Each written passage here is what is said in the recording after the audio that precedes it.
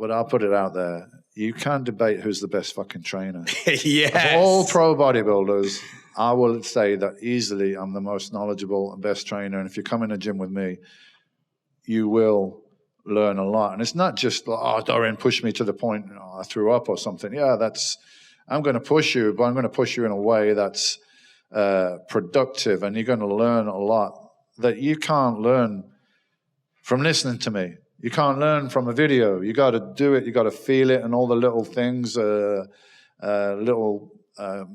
small nuances in the exercise, and how to control the weight and where to squeeze it, and how to position your body. All these things, all the little things make a difference. That's my career. Yeah. All the little things. I got every workout written down, man. From that first workout when I went in the gym in 1983 until 1997, I've literally got every single workout written down and I can go back and look at some of those workouts now and can't even remember them. Who I trained with, which gym was it, what clothes was it wearing? It's crazy, you know. Yeah, so, you've trained one of we have a mutual friend, Mike Thurston. He's one of my best friends in the industry, and he can verify what you're saying. He said it was the toughest training session of his life. Yeah, there's 2 videos out there. I think one with Mike on chest and a back day. Legs. We did legs. We did with chest and legs. We don't think we've done a back. We've done a back day like many years ago in UK. Ah, that's it. Yeah. But in the last year he came out here twice, and I mean, you know, he gave his heart and soul. That's all I can ask, and I'm sure that he learnt a lot. I don't know whether he can keep that up on a day-to-day basis. Maybe not in Ibiza. Yeah. But so you have somewhat of a trademark training approach. It's called high intensity training. What exactly is that if you were to summarize it? Okay. First of all, there's a history there. Yeah, I didn't create this high intensity training myself. There's a whole history to it there. So there's a guy called Arthur Jones. Arthur Jones was the guy was a genius, a little bit eccentric, and made his money from movies, and used to organize safaris and everything. Anyway, the guy had a lot of money, but he was fascinated in bodybuilding and what's the best way to build muscle, and what is it that, how does this process work? And what he discovered is the trigger to muscle growth is the intensity, the point where it goes to its absolute maximum and it can't do any more. And it's a form of stress, as we were talking earlier on, beneficial stress, So why does a muscle get bigger and stronger? What is it? What is the signal that tells it needs to do that? It's a certain amount of stress. If you go out in the sun, the skin picks up the stress from the sun. Whoa, I'm getting stressed. How do I handle this? Create more melanin. Create more melanin to protect yourself from that in the future. So the same thing. If you haven't ever done anything and you do push-ups, you'll build a little bit because your body's not used to that. But it adapts very quickly.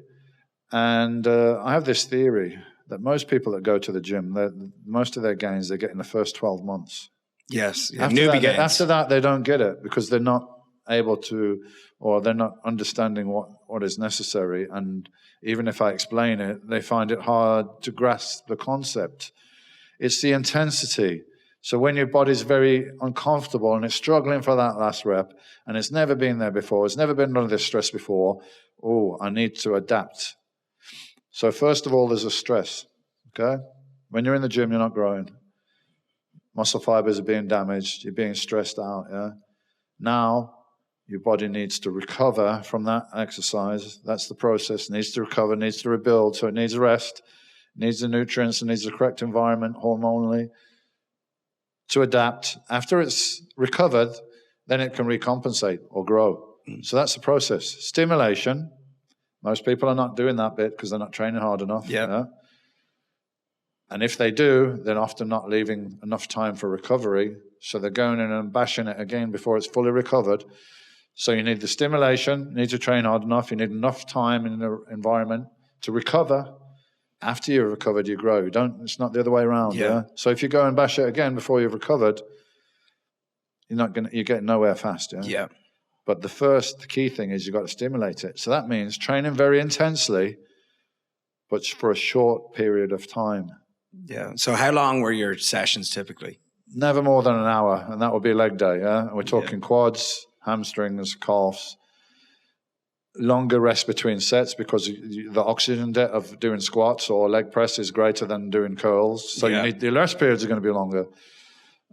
45 minutes on average, leg day maybe an hour, 4 times a week. Genetically gifted person. Yeah. On steroids. Yeah. You're natural and you're not that gifted and your recovery ability is not that great. You probably need to do less, yes or no? Yeah, less, and that's so funny. Most people average person, not using any enhancement, 2 to 3 times a week. Yeah. The rest of the job is outside the gym. Yeah, it's just a short, sharp shock. So you take that exercise to failure, move on to another exercise, and it's not the amount of exercises that you do that stimulates growth. It's not the amount of sets you do. It's got nothing to do with volume. All right, let's talk logically. If volume was the key factor in stimulating muscle growth, wouldn't we continually increase our amount of exercise? Yeah. So as a pro bodybuilder, I should have been training 10 hours a day. And trust me, if that's what it took, I would have. You would have done it. I would have trained 10 hours a day and eat dog shit between sets. If that's what it took, yeah, whatever it took. But it's not what it takes. It takes intense, targeted training and proper recovery.